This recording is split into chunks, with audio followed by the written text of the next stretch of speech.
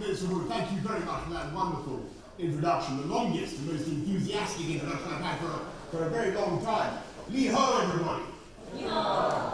Very, very good to see you. And Mr. Chairman of the Prospect Foundation, Monsieur le Président de l'Assemblée Nationale, ministers, colleagues, friends, Ukrainian friends who are here, thank you for this invitation. It's wonderful to be here in Taiwan at last, because until yesterday, I had only seen this country on my lockdown Peloton machine, which had a screen on the handlebars, giving me the illusion that I was cycling on the coastal part of Taiwan.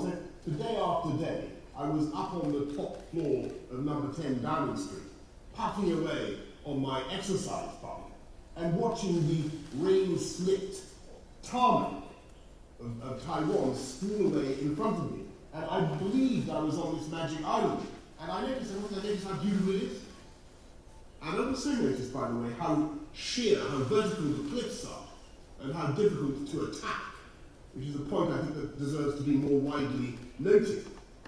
But I couldn't see any people, and I couldn't see the culture, and there were no clues as to Taiwanese society, except it all seemed very clean and very well organized. And it was irritating because I wanted to find out about the incredible Taiwanese tribe, which I believe will be in the key technology of the 21st century. So I've come here really as a pilgrim, as an admirer from a distance of Taiwan, and as a total believer in AI and an addict of ChatGPT. And look, I don't mind if ChatGPT occasionally makes things up and gets things wrong, because it's so polite and so good for my ego. And imagine having a little friend who tells you every day, you had a brilliant and original idea. You're so clever, says ChatGPT. You have a long time, says ChatGPT, and it's all free. It's absolutely fantastic. And far from fearing the future, I look forward to the day when artificial intelligence goes through the protected bourgeois professions like a whirlwind of fire, torching the ridiculous, time-consuming, and don't you agree? Time-consuming, expensive nonsense, conveyancing, planning applications, wayleaves, all this legal stuff. All this stuff that's been used to hold people like me to ransom for generations. And look, I mean, don't worry, all the people who do these jobs, accountants, lawyers, and so forth, they're going to get other jobs. It's going to be fine, because great technological change always ends up creating more well-paid jobs than it destroys. And we will solve the problem of social care workers, the shortage of social care workers which we have in our country. Not with more immigrants, but with, I think, eventually ChatGPT. ChatGPT androids, reminding the elderly to take their pills in a tirelessly polite and deferential manner. AI is going to help humanity in millions of ways that we can only guess at right now. It's the biggest advance in cognitive power I've seen in my lifetime. It has the potential to be bigger than the internet, bigger than Gutenberg, bigger than print itself. And all of it is made possible by Taiwan, isn't it? It's true. As I'm sure you all know, about 95%, perhaps even 100% now, of the sophisticated microprocessors that are necessary for AI are made here through the genius of Taiwanese manufacturers' atomic-level precision in lithography and etching. I remember when I first became Prime Minister of the UK in 2019, I said, look, I was aware of this thing. I said, look, we've got to catch up with Taiwan. We can't lag behind. I said, I said to my officials, how much would it cost for us to build a fabrication plant here in the UK? And they said £9 billion to begin with. That's a lot. I said, okay, right. And then they said, but even if we could do it on a reasonable timescale, we could not guarantee that our chips would be as good as Taiwan's, because year after year the Taiwanese are getting better and better. And year after year these Taiwanese chips put new distance between themselves and their competitors. And so, of course, I gave up the idea of the UK government trying to compete with you. And I've come here because I know that there is a fundamental reason why this miracle is taking place on this island and nowhere else in the world, or anyway, a unique combination of factors. There's a strategic vision of the Taiwanese government. Just heard just now from President Lai, the companies themselves who are driven by constant desire to improve. But then there's the whole commercial environment of Taiwan. The spirit that you notice as soon as you get there, which you can't detect on your number 10 peloton, as I say. And it seems to me that there is a zing and an energy and an optimism here, because this is a free country where everyone has the equal protection of the law, where you don't have to worry that someone is going to steal your intellectual property because you have security of IP, and where you don't have to bribe some party apparatchik to get a contract, because on the whole, corruption here is very low. And that freedom, under the law, gives people tremendous confidence to invest and to take risks, commercial risks, that they might not otherwise take, and therefore to innovate. And I think that is why Taiwan leads the world in what is currently the world's most important technology. And so, of course, it follows that it's vital, not just for Taiwan, but for the rest of my country, for the whole world, that we protect that freedom here in Taiwan. Because I think I can safely say after 24 hours that we have a miracle here in this country.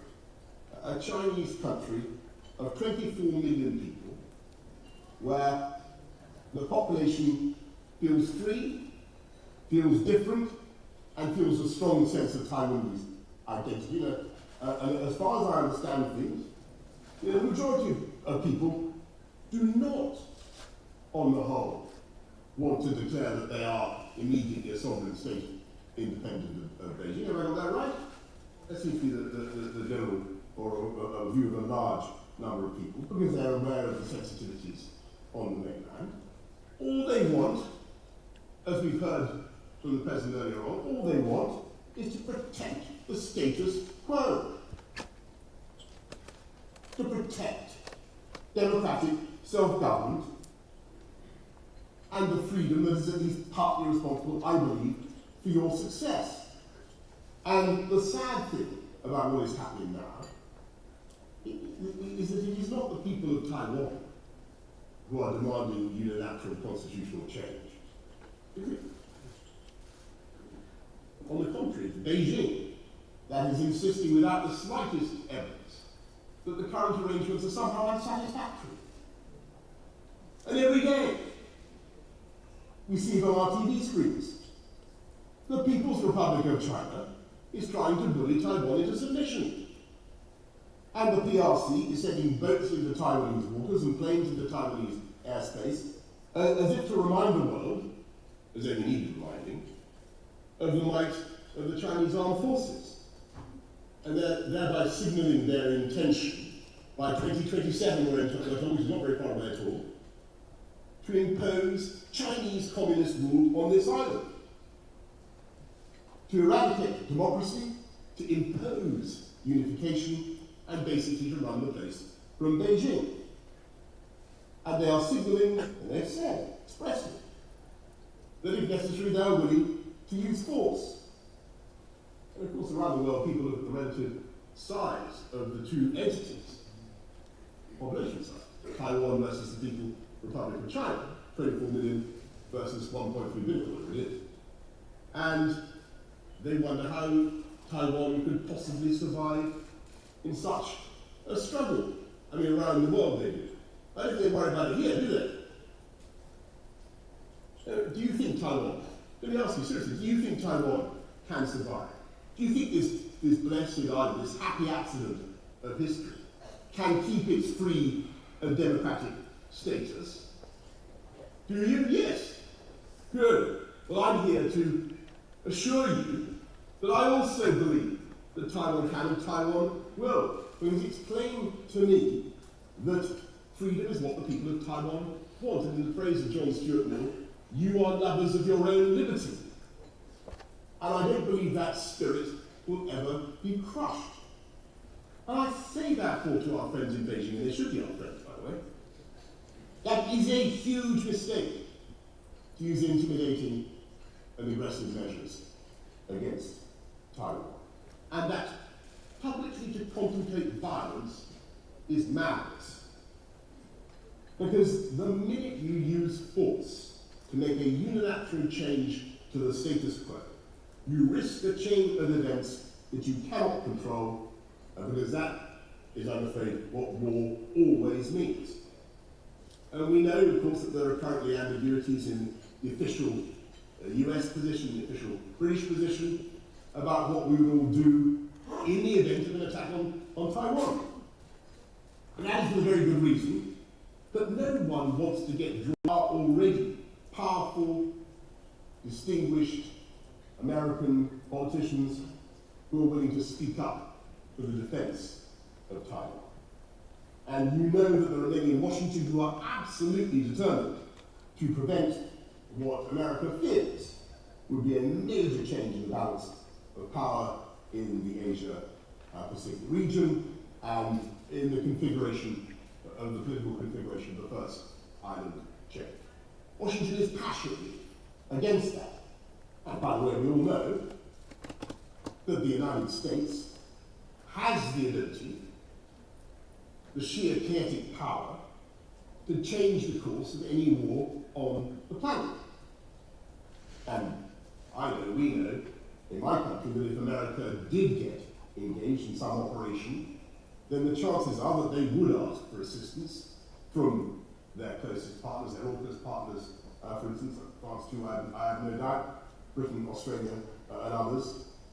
And you'll have heard the other day what our Defence Secretary, our Labour Defence Secretary, John Healey, said about the natural instinct of Britain to help its friends and allies. Now, I don't think he was talking about any particular scenario, or how in particular Britain or any other European country would react.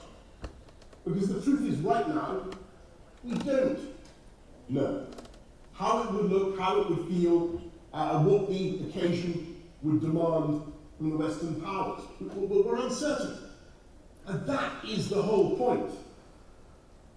That is how disasters begin. It is far easier to start a war than to predict how it will go. And you only have to go back 3 years to see how an active war can trigger consequences that are entirely unforeseen and unintended. There are clear differences between Taiwan and Ukraine. Analogies are not always accurate. But there are some lessons that can certainly be drawn. When Putin invaded Ukraine in February 2022, he did not expect that by now Russia would have sustained 1 million casualties with 250,000 dead, did he? He didn't bargain for that. He didn't expect that after the colossal expense of Russian blood and treasure, he would still only control about 18% of Ukraine. Slav Ukrainian, by the way. Slav Ukrainian. He never expected that the Ukrainians would resist so heroically, or that they would receive such steadfast and generous Western support, started, by the way, by President Trump when he gave the Javelin missiles. The war has been appalling for the poor and blameless people of Ukraine. It's been a disaster for the world. It has also been a total catastrophe for Putin. He will go down in history, not as the man who reunited the two most important parts of the former Soviet Union, not as the man who brought Ukraine back under Moscow's control. He will be remembered as the man who, by his arrogance and impatience, created in the hearts of Ukrainians an absolutely inextinguishable national feeling and desire for independence. Putin is not the man who restored Russian pride. He is the man who gambled on violence and lost, and believing he is going to lose. And I think in the Trump White House, the scales have now fallen from their eyes about Putin. And there is a real possibility that in just a couple of years, August the 8th, isn't it? Those countries, third countries that have been enabling Putin's war by buying his hydrocarbon, India and China, will be hit hard by secondary sanctions. And of course, I don't think any of those countries imagined for a second when this war began that they might in time be visited by that kind of punishment. And I dwell on the lesson of Ukraine, but not because the comparison is perfect. Clearly there are important differences. But to make this basic point, that if you trigger violence, then you're firing a Sarajevo pistol that can lead to disaster for you and for the entire world. And so that's why it's so vital that we address this problem in a way that I think the people of Taiwan want. We heard it just now from the President. It's vital that we address it in a way that I think the people of Britain want and the world want. And that is to have peaceful dialogue across the Straits of Taiwan. And I think, we'd be totally respectful, but we should ask our colleagues in Beijing to explain just why is it so essential to you to conquer Taiwan? When this island presents no conceivable threat to the mainland, is it really worth the risk?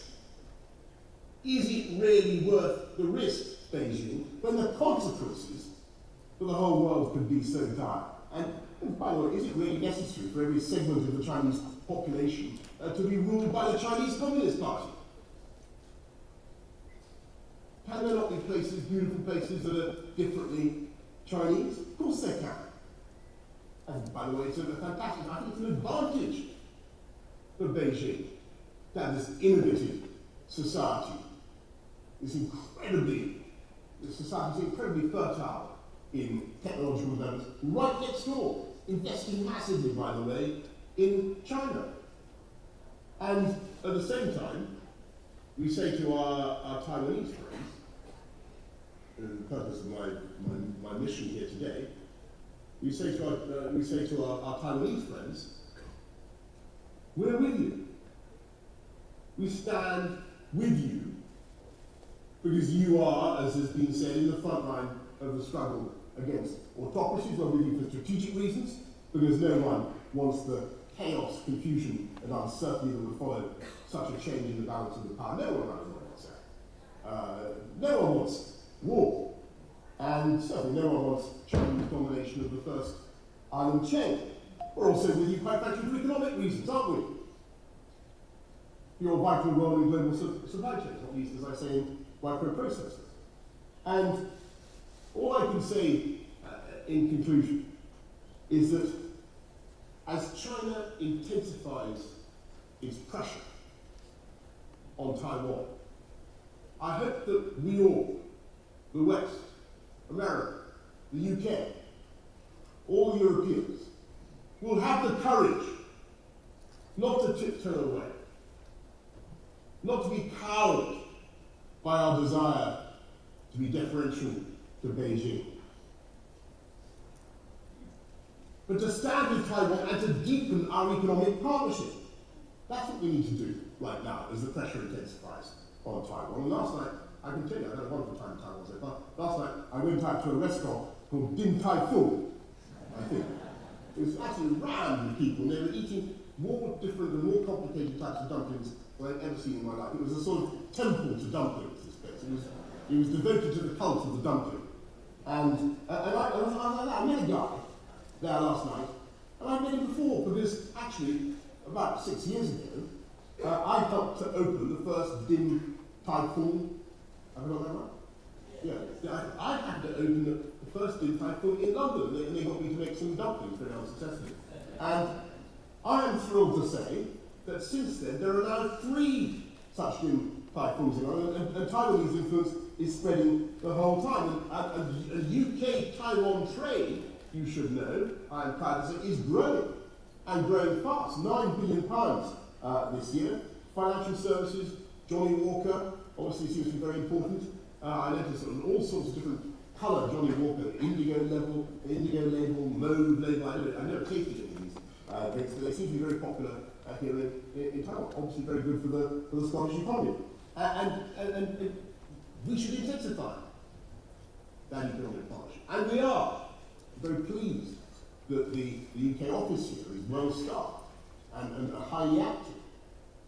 And in the end, folks, we're with you for the best reason of all, which is that we share your values.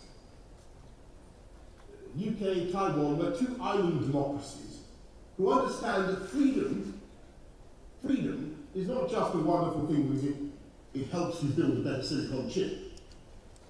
But it obviously does. Taiwan is the proof of that, right? And I made that up. We're with you because we both understand that freedom is also a wonderful thing in principle, and it's a wonderful thing in itself. So thank you, Taiwan. Thank you for your bravery and for standing up for freedom in a very difficult and dangerous part of the world. You will have our support, and let us stand up for freedom together. Thank you all very, very much for having me at your conference today. Thank you. 想看最完整的新闻内容，记得下载 TVBS 新闻网 APP。